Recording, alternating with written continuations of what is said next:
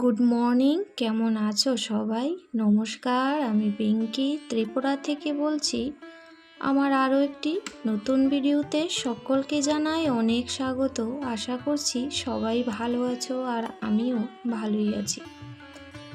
ভালো আছি বলেই আবারও নতুন দিনে নতুন আরেকটা ভিডিওর সাথে সকলের সাথে অনেক কথা বলবো। আর আমি কি করছি অবশ্যই শেয়ার করব। সকাল 8টা থেকে দুপুর 1:30 পর্যন্ত সমস্ত কিছু কিন্তু আমি একার হাতে গুছিয়ে নেব। বেডরুম পরিষ্কার করা, কাপড় চোপড় ধোয়া, রান্না বান্না সমস্ত কিছুই একসাথে আজ করব, কারণ সকাল থেকে অনেক কাজ করিনি। তো সকালে শুধু স্নান করেছি আর পুজোটাই দিয়েছি। তো যাই হোক, সব দিন তো সমান নয়, কিছু কাজ অদল বদল হয়ে যায়। তো মা ছেলে মিলে নাস্তাটা সেরে নিয়েছি। নাস্তাটা সেরে চলে এসেছি রুমে। তো বিছানাটাও তুলিনি, বললাম না আজকে কোনো কাজই করিনি। তো যাই হোক, এখন চাটা খাওয়ার পর শরীরে কিছুটা এনার্জি এনেছে, আর কাজ তো করতেই হবে, কাজে লেগে পড়েছি। তো ফার্নিচার আমি প্রত্যেক দিন পরিষ্কার করি না, একদিন পর পরই করি, 1-2 দিন পর পর, কারণ প্রতিদিন সব কিছু পরিষ্কার করা আমার পক্ষে সম্ভব নয়। একা হাতেই সমস্তটা দেখতে হয়, আর অনেকগুলি রুম, উপর নিচে ছাদে সমস্ত করতে হয়। তাই কাজগুলো আমি ভাগ করে নিই, যে দিন এটা করব ওই দিন এটা করব, বা আজকে এই রুমটা করব, আগামী দিন আরেকটা রুম। তো এইভাবে করলে আমার কাজের চাপটাও তো পড়ে না, আর কাজগুলো ভালো করে করা হয়।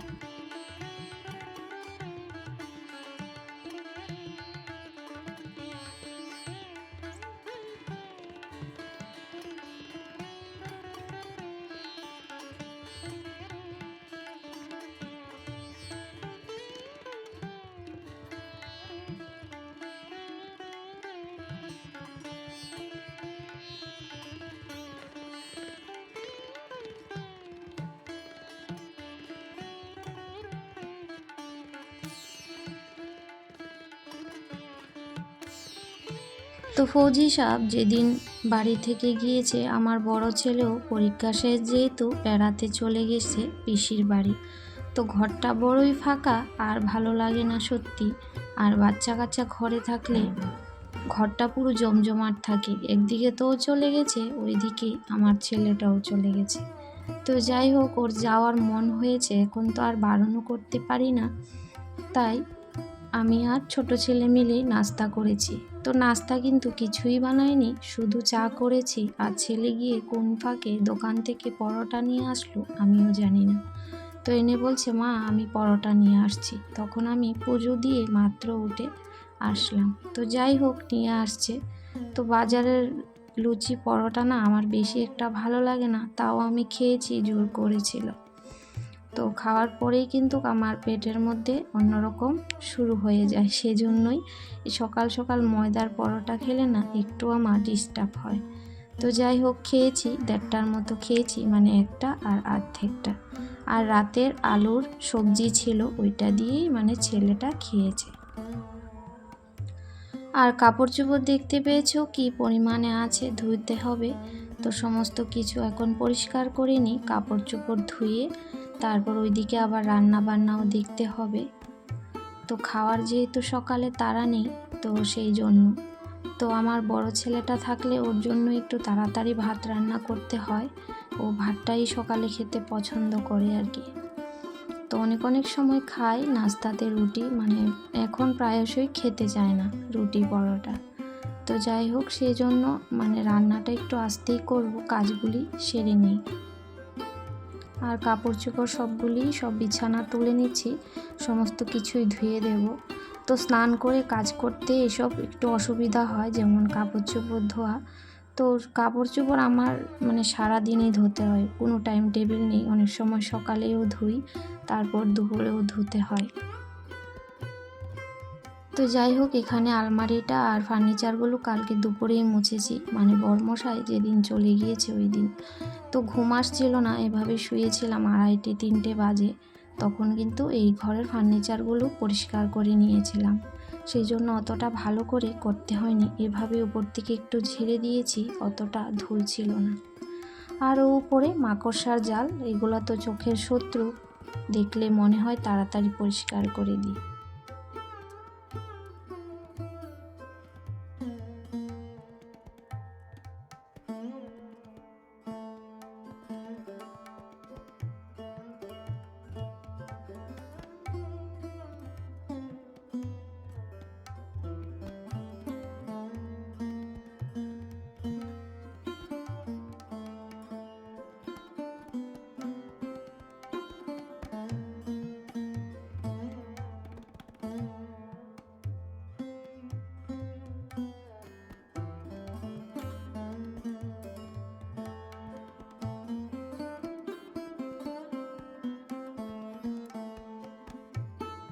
তো কাপড় চোপড়গুলো ভিজিয়ে রাখলাম। তো এখন এসে দেখি এখানে মাছ সবজি নিয়ে আসা হয়েছে, তো সেগুলোকে এখন কেটে বেছে ধুয়ে নেব।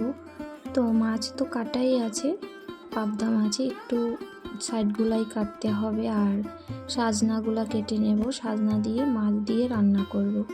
এখন যেহেতু সজনের সিজন, তো চারিদিকে শুধু সজনে আর সজনে, আর আমরা কিন্তু সাজনা বলি, তাই আমি সাজনাই বললাম।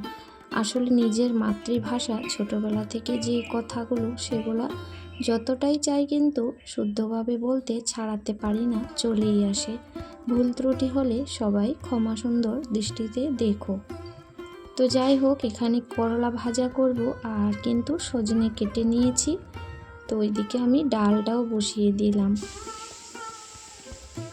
যে সকল বন্ধুরা তার আগের ভিডিওতে কমেন্ট করেছো, সবার জন্যই অন্তর থেকে অনেক ভালোবাসা, অনেক ধন্যবাদ। যারা পর্দার আড়াল থেকে আমাকে সাপোর্ট করে যাচ্ছ, সবার জন্য।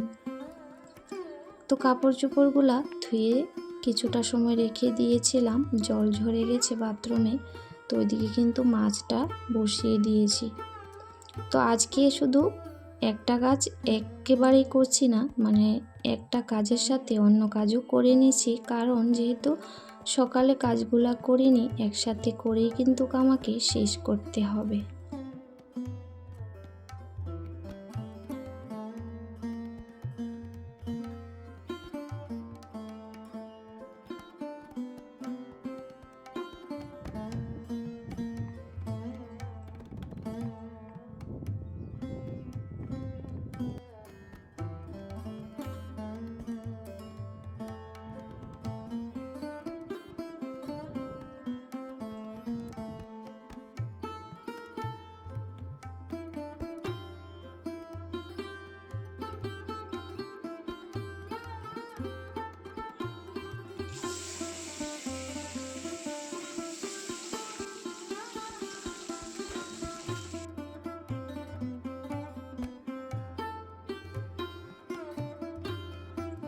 তো পিসে মশাই তো খাবে, তো সেই জন্যই রান্নাটা। আর দু রকমের মাছ খাবে কে? আমার ছোট ছেলে তো মাছ খেতে চায় না, খুব কম পছন্দ করে।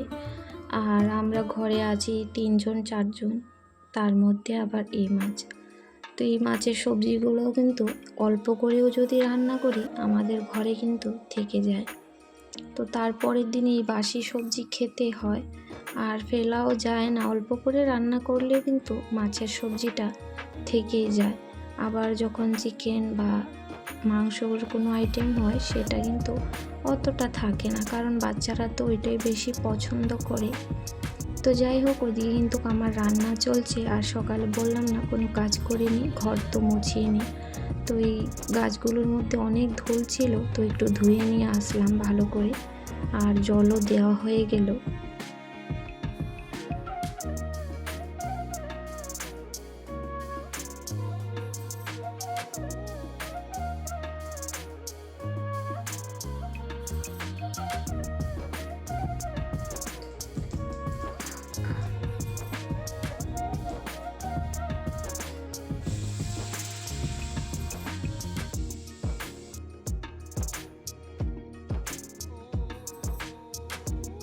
আমার ভিডিওতে না আছে আহামরি কোনো কিছু, না আছে আহামরি আসবাবপত্র, সেই ফার্নিচার বা কিছু। আমার যা আছে আমি কিন্তু সেটাকেই গুছিয়ে পরিপাটি করে পরিষ্কার করে রাখার চেষ্টা করি, তাতেই আমি সুখী। আমার ঘরদোর যদি পরিষ্কার পরিপাটি থাকে আমার মনটা কিন্তু ভীষণ ভালো থাকে। তো সবসময় আমি সেজন্য কাজে লেগে থাকি যাতে আমার ঘরদোর আমার মনের মতোই পরিষ্কার থাকে।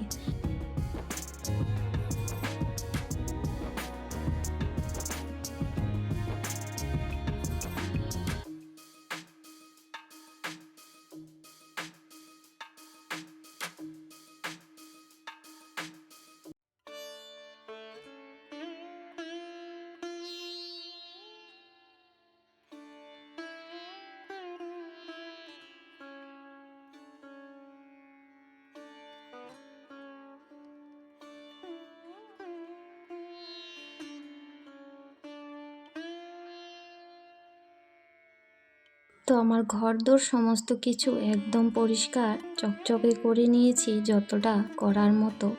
আর এদিকে কিন্তু আমার রান্নাটাও প্রায় হয়ে গেছে। তো ছাদ থেকে কিছুটা ধনেপাতা নিয়ে আসছি, দেখতেই পাচ্ছ কতগুলা ধনেপাতা। আর ফ্রিজের মধ্যে রেখে দেব কিছুটা। আর এখানে করব পাবদা মাছের ঝাল। ঝাল বা ঝোল বলতে পারো, একই কথা হয়।